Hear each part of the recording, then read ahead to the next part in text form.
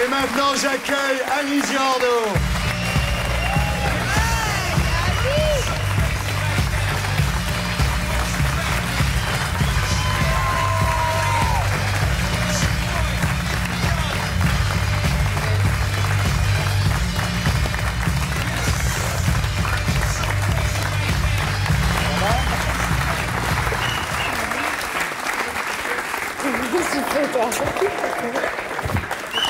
C'est la pause bisous.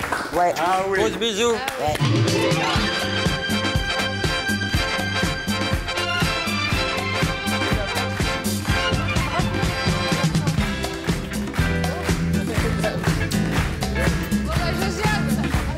C'est la pause bisous. On fait la pause bisous. C'est la pause bisous. Bonne année. Bonne année.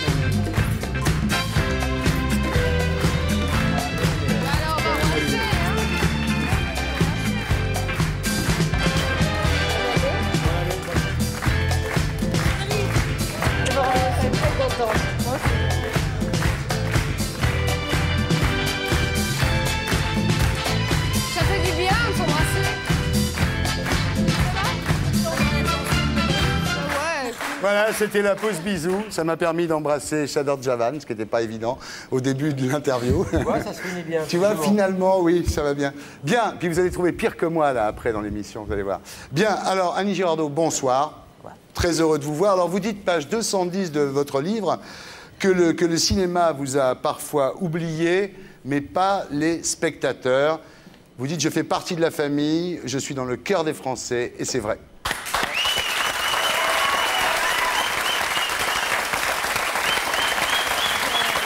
Et c'est vrai. Alors le livre s'est publié au Cherche Midi. Ça s'appelle Partir, revenir, les passions vives et ça raconte votre vie, Annie Girardot.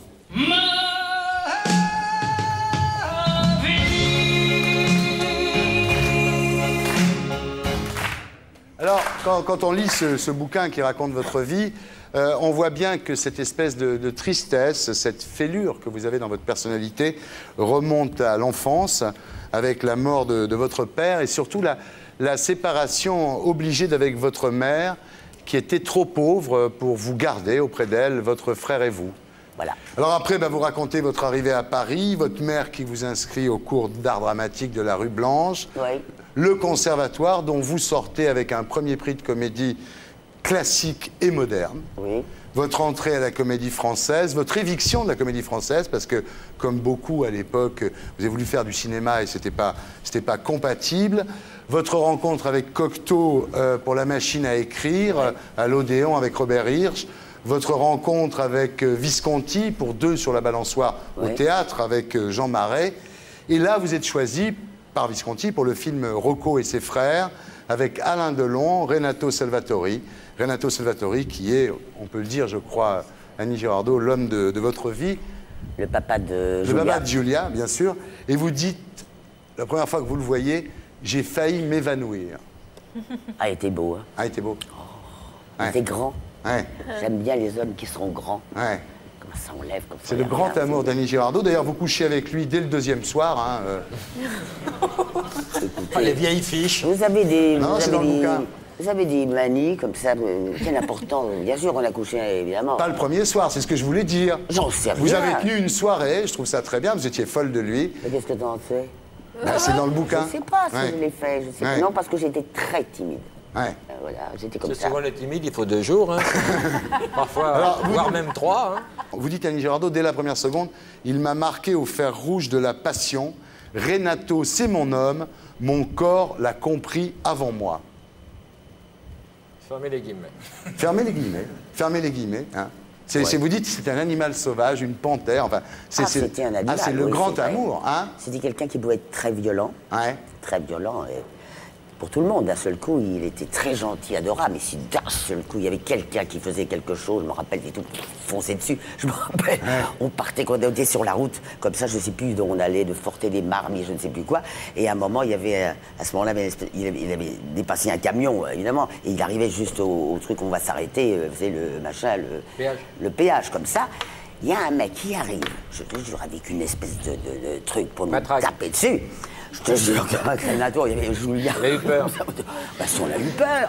Attends, mais ils sont complètement cinglés. Alors, ce qui fait que, justement, Renato, à ce moment-là, paf, il a machiné le camion et puis on s'est Il a taillé. tapé, vous êtes barré, quoi. Bah, heureusement, parce que je peux dire que même le Julien, on n'était pas ressortis. Hein. Alors, vous décidez de vous marier avec Renato Salvatori. Vous êtes enceinte, vous, de Giulia, donc qui est en fait le seul enfant que vous ayez jamais eu, c'est avec lui. Hein. Ouais. Et la nuit de noces, vous êtes pratiquement obligé de le violer parce qu'il n'était pas très fanat des femmes enceintes. Puis c'était très bien. J'ai pas de problème ou quoi que ce soit. Et donc ensuite, c'est vrai qu'après le mariage, vous ne le voyez plus pendant 7 semaines. Il est parti jouer au poker à Cortina d'Ampezzo avec ses copains. Bah écoutez, vous connaissez pas les hommes, vous, et les Italiens. Ah bon, c'est... J'ai les coureurs, bah bien sûr, ils sont là, bah, faut s'y faire. Ah oui. Bah oui, il faut s'y faire. C'est atavique, quoi. Courir le jupon. Mais il n'allait pas courir là, il allait jouer. Ouais. Lui, moi je m'en rapportais des marres, mais ils étaient là, ils jouaient au poker, ils gagnaient, et tout. Mais je sais que souvent, je restais avec lui comme ça, je regardais. Et puis à un moment, moi j'allais me coucher, j'en pouvais plus. Il restait jusqu'à midi, à un moment, alors pop, il allait se coucher, alors il faisait tout, alors il faisait la péniquelle, là, comme on dit, et alors tout ça. Alors après, il se préparait, se faisait tout beau, pour aller après rejouer aux cartes et tout. Ben, il était comme ça. Ouais. Bah, beaucoup de séparation parce que vos métiers vous séparent. Vous êtes souvent à Paris et lui à Rome. C'est-à-dire, quand j'avais à travailler à Paris, oui. Ouais. Mais il m'est arrivé d'être à Rome. Preniez beaucoup l'avion, quoi. Oh, j'ai pas arrêté de prendre l'avion parce que de toute façon, j'étais à Paris, puis à un moment, quelquefois, j'allais à Rome pour repartir le lendemain. Ouais.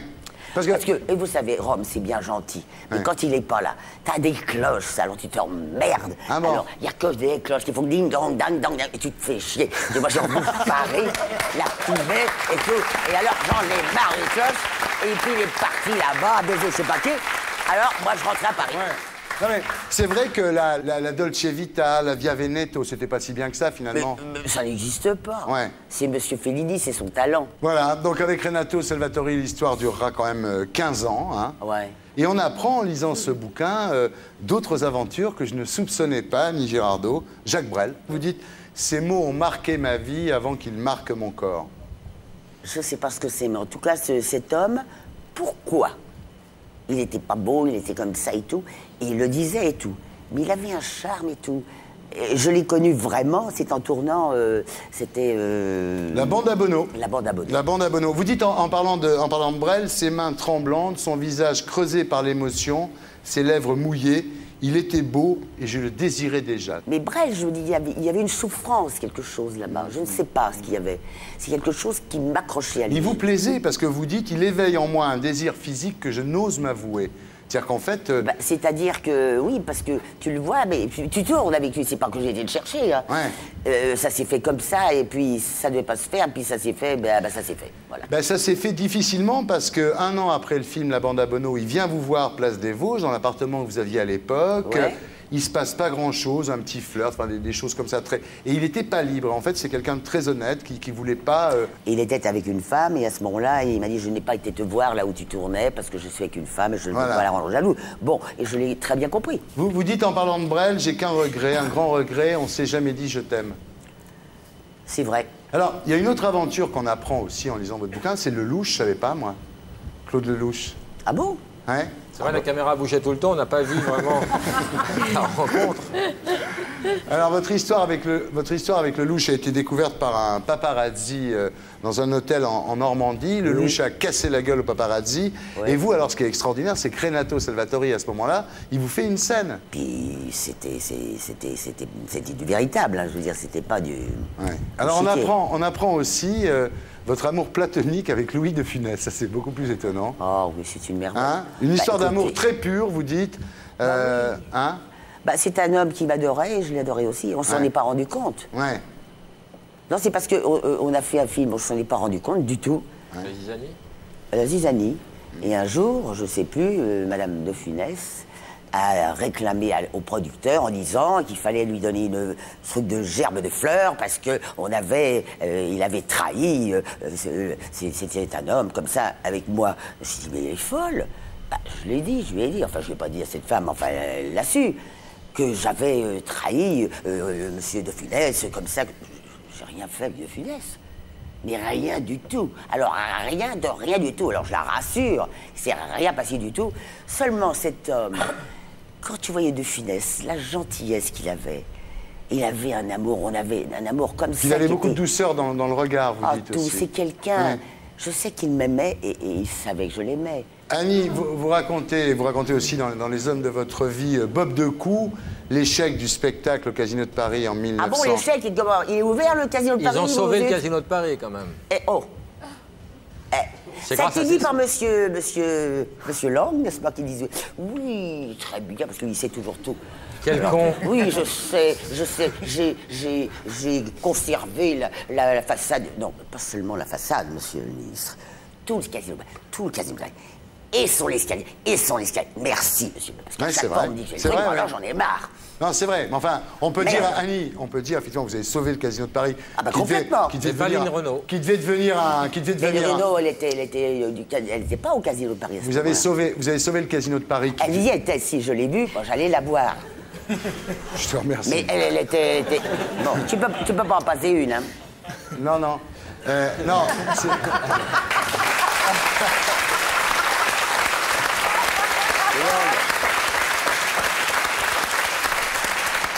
La mince. J'ai rendu vraiment le Casino de Paris. On n'avait rien, on n'a pas eu un rond, on n'a rien eu, rien du tout. On s'est fait voler, c'est tout. Je sais pas, c'était, je sais plus quoi, les syndicats, j'en sais rien, je ne sais pas. Tout ce que je peux vous dire, je vous jure, je l'ai payé très cher, alors que on n'avait rien fait, on n'a pas eu d'argent, on n'a rien eu du tout. Seulement, je lui ai sauvé la vie. Ouais, c'est vrai. Et je dis que monsieur, je dis que Bobino n'a pas eu cette chance. Ouais, ils Parce ont que eu lui, il a Bouvard. été ouais. détruit. Donc vous racontez cette histoire du Casino de Paris, mais quand même, oui, vous dites que ça vous a coûté très cher. C'est vrai que vous avez été obligé de vendre votre appartement en place des Vosges. Pas du tout. Sa mère était blindée. Mais si, c'est dans le bouquin. Oui, mais bon, ça va. Ensuite, Annie, donc traversée du désert, et c'est Lelouch qui vous permet un retour en force au cinéma en 96. C'est pas vrai? Sous les chameaux, traversée du désert. Il vous a... C'est des Attendez, expressions que j'entends depuis que j'ai 3 ans. quoi, Lelouch vous avait pas permis un retour en force en 96 avec Les Misérables, pour laquelle vous avez eu un Bah attendez, un je César. dirais d'abord que le louche, il m'a apporté tout quand j'ai fait d'abord Vivre pour vivre. Ouais. Je pense que il m'a fait... C'est phénoménal ce qu'il m'a fait faire.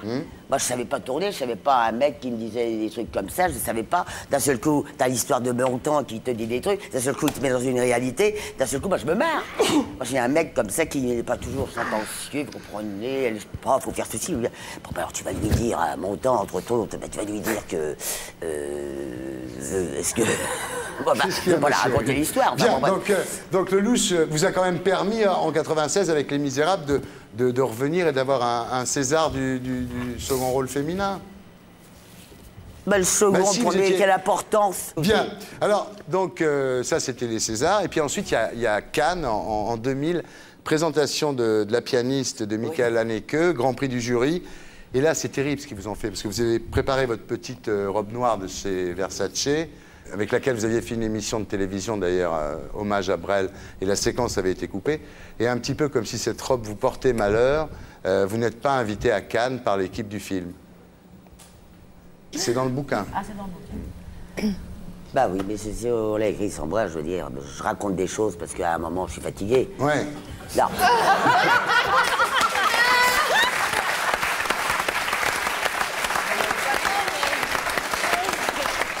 Alors, vous allez tourner avec Philippe de Broca et Jean-Pierre Mariel, là, non? Oh oui, pareil. Oh là là. C'est extraordinaire, ça. Ça s'appelle, je sais pas encore. Oh, vous savez que je disais à Philippe de Broca, je le rencontre, je dis, mais t'es un abruti, écoute, tu vas pas me dire que tu pourrais pas tourner encore avec Moiret et moi. Ouais. On est vieux, d'accord, mais on pourrait faire quand même des films. Ah ouais, non, Total. Eh ben, mais j'ai pas de sujet, mais c'est un con. Alors, trouve un sujet. Et Total, Ouais. il a quand même retenu la leçon, alors il paraît que, mais c'est plus avec Moiret, c'est avec Jean-Pierre Mariel. Jean-Pierre Mariel, oui, que vous avez initié au nudisme à l'île du Levant, je savais Bah, pas. c'est-à-dire ça. qu'il est arrivé, lui, il Ouais. a su retirer son type tout seul. Là. Ouais. Il a fait. Je l'ai invité, il est venu avec son petit bateau, je me rappelle, son Ouais. voilier qu'on lui a volé d'ailleurs dans le train, il l'a perdu. Je me rappelle, il avait trouvé. Il était C'est rare de se immense faire comme piquer ça. son voilier dans le train. hein. Hein son voilier. Pourquoi? Dites-moi, Ça veut dire Annie, quelque chose. vous alliez à l'île du Levant avec votre maman depuis très longtemps. Oui, vous avez... écoutez, on était chez une maman Suzu qui était à Hyères. Alors évidemment, maman Suzu, évidemment, on va à l'île du Levant. Alors on va à l'île du Levant. La première fois, on n'y va pas. On rate le bateau pour revenir. Donc on a couché dans les grottes et tout. Puis d'un seul coup, on était très bien. Puis finalement, on est resté.